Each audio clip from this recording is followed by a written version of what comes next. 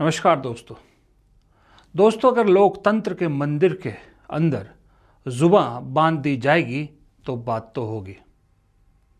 इस देश के नेताओं को, इस देश के चुने हुए सांसदों को बोलने से रोका जाएगा तो बात तो होगी।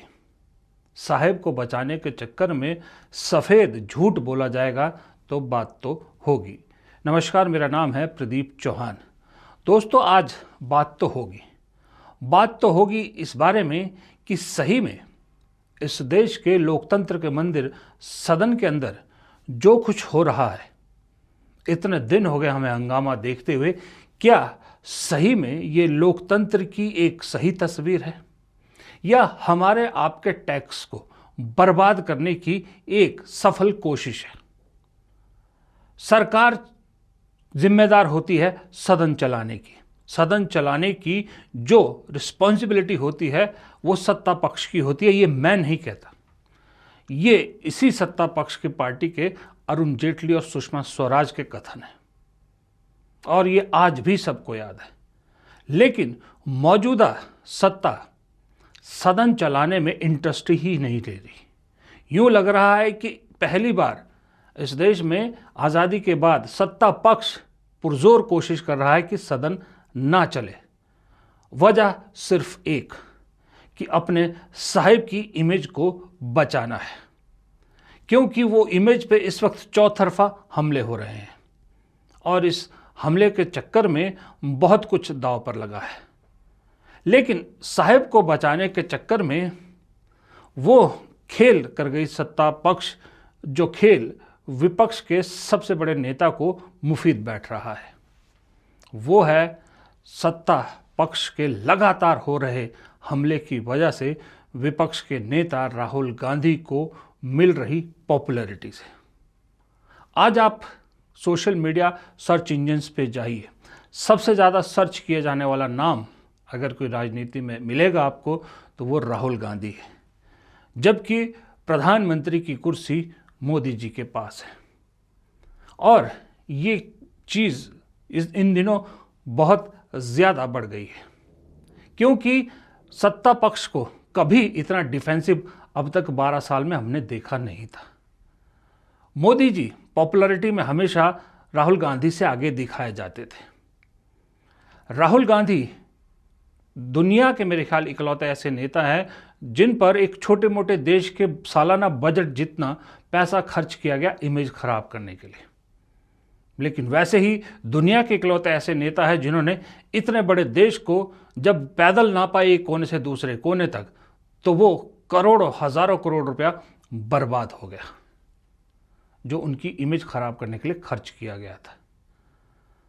राहुल गांधी धीरे धीरे लोगों के दिलों में बस रहे थे। राहुल गांधी धीरे धीरे लोगों तक अपनी बात पहुंचा रहे थे। राहुल गांधी की बात लोगों को धीरे धीरे समझ में आ रही थी, लेकिन प्रोसेस थोड़ा स्लो था। लेकिन 2024 के लोकसभा चुनाव में बीजेपी 240 पर क्या अटकी, यूँ लगता है कि जैसे पैनिक बटन दब गया। उसके बाद से लगातार राहुल गांधी पर जिस तरह से पूरी बीजेपी हमलावर होती है, इनफैक्ट मैं तो कहूँगा पूरा एनडीए जिस तरह से हमलावर होता है, उसने राहुल गांधी का कुछ बिगाड़ा तो नहीं, हाँ पॉपुलैरिटी में ज़रूर ऊपर चढ़ा दिया है। आज की डेट में मैं चैलेंज के साथ कह सकता हूं कि अगर मोदी जी के साथ प्रधानमंत्री पद हटा दीजिए उन्हें, फिर दोनों को न्यूट्रल उस पर लाइए, तो आपको पता लगेगा कि राहुल गांधी मोदी से कहीं ज़्यादा आगे निकल चुके हैं। आप सदन के अंदर या पब्लिक रैलीज में जितना मर्जी झूठ बोल लीजिए, लेकिन सोशल मीडिया पे सच आ ही जाता है सामने, और लोगों ने आज की डेट में राहुल गांधी को खूब सर्च करके सच जानना शुरू कर दिया है। जिस राहुल गांधी को आप ये कहकर नकारते रहे कि पप्पू है, उसकी बात पर क्या रिएक्ट करना, उसकी बात पर दम नहीं होता, आज वो पप्पू खड़ा भी होता है तो पूरा सत्ता पक्ष एकदम से उस पर हमलावर हो जाता है। लगातार सदन में उसे बोलने नहीं दिया जा रहा। वो भी क्यों? क्योंकि वो 3 लाइनें बोलना चाहता है। वो 3 लाइनें नहीं बोलने दी जाएगी और उससे बचने के लिए प्रधानमंत्री लोकसभा में राष्ट्रपति अभिभाषण पर अपनी बात नहीं रखते, राज्यसभा में रखते हैं वो भी बिना ऑपोजिशन के, क्योंकि वहाँ राहुल गांधी आ नहीं सकते, और उसके बाद सदन में आते ही नहीं। राहुल गांधी फिर यही कहेंगे ना कि मुझसे डर के नहीं आ रहे। And final issue which we are very disturbed about is this idea that has been floated that members were going to threaten the Prime Minister. There is no question of that. Look, the fact is very clear. The Prime Minister was scared to come to the House, not because of the members, but because of what I was saying. And he is still scared because he cannot face the truth, right? There is no question of our members attacking the Prime Minister. He should have the courage to come. And I also mentioned that, look, if somebody is said that he is going to attack the Prime Minister, then please do an FIR at once. Arrest that person. Why are you not doing that, right? So that's basically what's happened. Now the agreement is that we'll be allowed to say tomorrow, we'll be allowed to say these points. And then the discussion should happen. So we are quite keen that the discussion happens. We want the discussion to happen. But now let us see what the government says. My personal, please. My personal view is that the government is scared to have a debate. The Prime Minister didn't come into the House because he was scared of what we were going to say. He was scared of being handed Mr. Naravane's book as a first step, right? And my guess is that the government is worried about having a debate on the budget because the issue of the US deal, the way it was done, what has happened, the impact on our farmers is going to be discussed, and the government doesn't want to do that. लेकिन इस साहिब को बचाने के चक्कर में एक गड़बड़ हो गई। गड़बड़ ये हो गई कि जो साहिब के लाडले हैं यानी लोकसभा अध्यक्ष ओम बिरला, वो बचाने के चक्कर में कुछ ज़्यादा ही आगे निकल गए। लोकसभा में मोदी जी बोलने से बचे क्योंकि राहुल गांधी ने पहले ही चैलेंज किया था कि अगर आएंगे तो मैं खुद अपने हाथ से वो किताब उन्हें दूंगा। अब उस एम्बैरेसमेंट से बचने के चक्कर में और नारे उससे बचने के चक्कर में बिरला जी ने कह दिया कि हमने उन्हें आने से मना किया क्योंकि किसी अप्रिय घटना की आशंका की जानकारी उन्हें थी। और मज़े की बात है वो भी एक महिला सांसदों से, विपक्ष के महिला सांसदों से। पहला सवाल तो यहाँ ये बनता है बिरला जी से कि अगर प्रधानमंत्री सदन के अंदर सुरक्षित नहीं है तो फिर तो दुनिया में कहीं भी सुरक्षित नहीं है। इतनी सुरक्षित जगह में भी अगर वो सुरक्षित महसूस नहीं करते अपने आप को। और दूसरी बात, ये जो महिला सांसदों वाला मामला उठा दिया ना, जो जिक्र कर दिया, ये बहुत भारी पड़ गया। बाकायदा कांग्रेस की महिला सांसदों ने आज चिट्ठी लिखी बिरला जी को और ऑब्जेक्शन अपना बहुत ज़बरदस्त रेज किया कि उन्हें इस चीज़ की घोर आपत्ति है कि आपने कांग्रेस की महिला सांसदों पर प्रधानमंत्री पर हमला करने की आशंका जताई। दो महिला सांसदों का मैं आपको बयान सुनाता हूँ और दोनों अलग अलग पार्टियों से, और दोनों के बयान सुन के आपको काफ़ी हद तक ये आइडिया लग जाएगा कि सदन में दरअसल चल क्या रहा है। कि स्पीकर साहब का खुद मैंने पहले भी बोला निरादर किया गया है और स्पीकर साहब पे इतना प्रेशर है कि उनको खुद स्टेटमेंट देना पड़ रहा है जो सही नहीं है। अभी सवाल ही नहीं उठता कि कोई मोदी जी पे कोई हाथ उठाए या कुछ ऐसा करे, सवाल ही नहीं उठता। और 11 महिला एमपी हैं, मैं एक हूँ और 10 और हैं कांग्रेस की, उनमें से किसी को आप देखिए सब सीरियस लेडीज हैं। कोई ऐसे थोड़ी है कि जाके पीएम साहब को कुछ करेंगी। बिल्कुल गलत है ये कहना गलत है और हमारी समझ में कहना गलत है। उनको नहीं कहना चाहिए था और उनके पे प्रेशर डाला गया है सरकार द्वारा, इसीलिए उन्होंने कहा है, क्योंकि उस दिन मोदी जी की हिम्मत नहीं हुई हाउस में आने की। तो उनकी हिम्मत नहीं हुई तो फिर उसके बाद सफाई स्पीकर दे रहे हैं उनके लिए, तो गलत।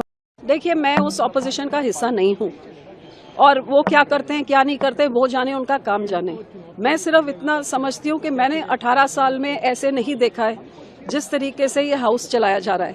और सरकार को और स्पीकर साहब से मैं गुजारिश करती हूँ कि जो यहाँ पे आधी एमपीज पहुंचे हैं उनको भी लोगों ने चुन के भेजा, आधे देश ने उनको भेजा है।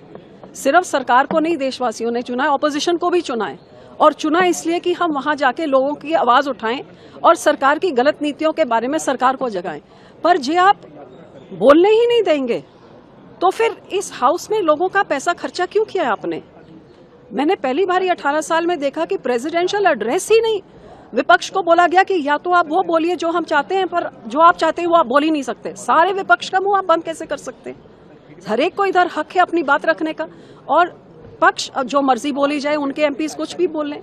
तो कभी आप सारे एमपीज को बाहर देखिए, बिरला जी के बचाव में भी अभी भी प्रियंका गांधी बिरला जी का बचाव कर रही है, कह रही हैं वो बहुत दबाव में है, दबाव की वजह से उन्होंने ये करना पड़ा।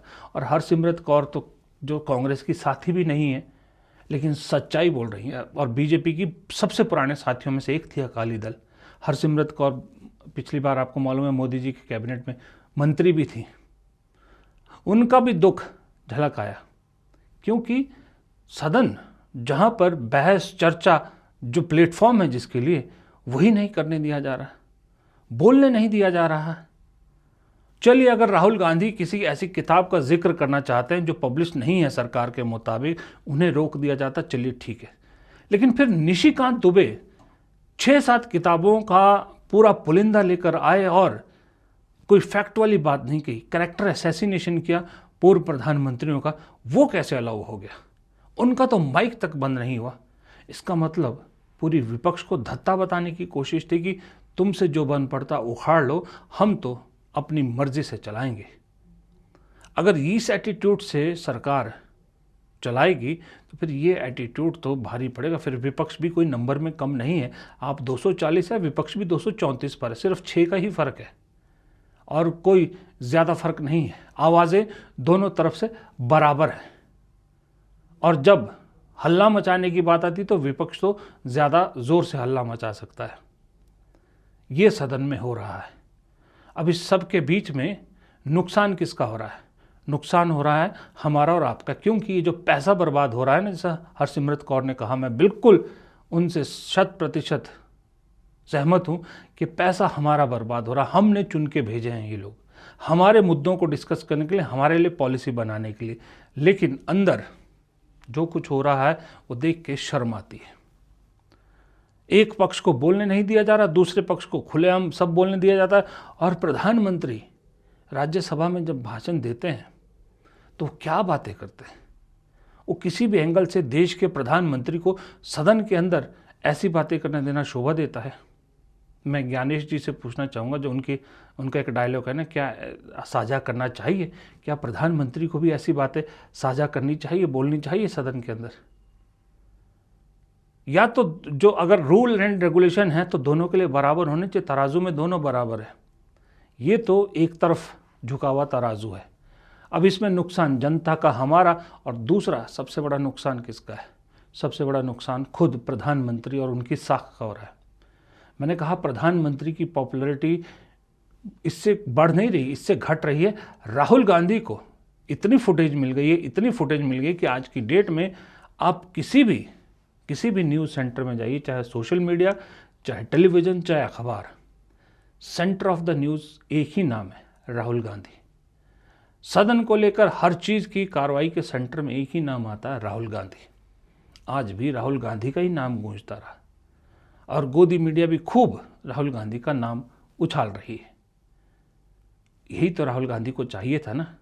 इसी कोशिश में तो कब से लगे हुए हैं। बिन मांगे मुराद मिल पूरी हो गई। अब कहने को लोग कहेंगे कि यहाँ तो ये भी डायलॉग चल सकता है कि बदनाम हुए तो क्या हुआ, नाम तो हुआ। ये भी आप कह सकते हो, क्योंकि राजनीति में तो जो बदनाम होते हैं उनका नाम ज़्यादा हो जाता है। लेकिन मैं यहाँ ये नहीं कहूँगा कि राहुल गांधी बदनाम हुए। इस बार पॉइंट बिल्कुल जेन्युइन थे राहुल गांधी के। इनफैक्ट पूरे विपक्ष के जेन्युइन पॉइंट है कि अगर आप एलओपी को बोलने ही नहीं दिए जाएंगे तो ऐसा तो आज तक कभी संसदीय उसमें हुआ नहीं कि एक लीडर ऑफ अपोजिशन को बोलने का ही मौका नहीं मिल रहा है। हर बार, हर रोज़ उन्हें खड़ा किया जाता है। जैसे ही वो एक रेफरेंस देने लगते हैं, तुरंत पूरा सत्ता पक्ष उन पर टूट पड़ता है, और स्पीकर कुर्सी पर बैठे जो भी है वो तुरंत उन्हें बोलने से मना कर देते हैं। ये लोकतांत्रिक सिस्टम तो नहीं है। लेकिन अल्टीमेटली फ़ायदा सिर्फ और सिर्फ एक शख्स को हो रहा है, उसका नाम है राहुल गांधी। फिलहाल इस वीडियो में इतना ही। अगर आपको वीडियो पसंद आया तो लाइक कीजिएगा ज़रूर, दोस्तों के साथ शेयर कीजिएगा, कमेंट बॉक्स में अपनी राय दीजिएगा, और अगर आपने चैनल को सब्सक्राइब नहीं किया है तो प्लीज़ प्रदीप चौहान चैनल को सब्सक्राइब ज़रूर कीजिएगा। नमस्कार।